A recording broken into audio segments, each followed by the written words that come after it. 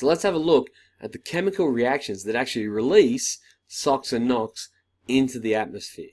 They're pretty straightforward. You might need to know some of these examples. So burning of coal. Burning of coal is a major source of SOx in the atmosphere. Coal contains both iron disulfide and straight sulfur as a solid within the structure of coal. These are burnt when we burn coal along and fuel, what they call petroleum, gas. They're burnt alongside that when we burn the hydrocarbons. We can't separate them out that well. So, for example, we're looking at iron disulfide as a solid within coal. For every 4 iron disulfides, it requires 11 oxygen, so oxygen-rich environment. It will create these iron oxides, iron 3 oxides, sorry.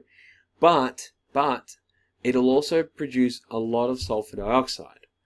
Unfortunately, there's also straight sulfur there, which is much easier to turn into sulfur dioxide.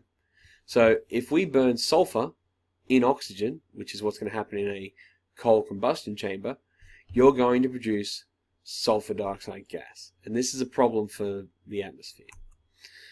Another one, for example, if we look at chalcopyrite,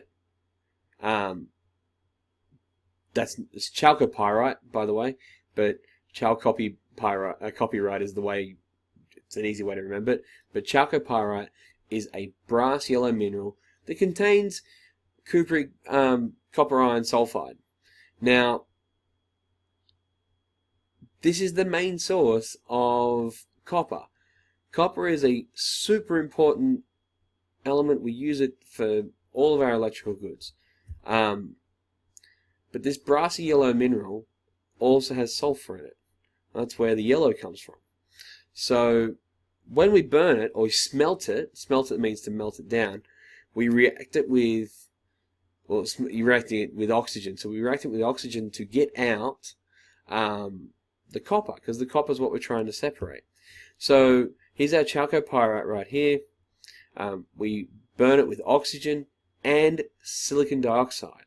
Okay, and in doing that, we replace the copper with silicon in that molecule.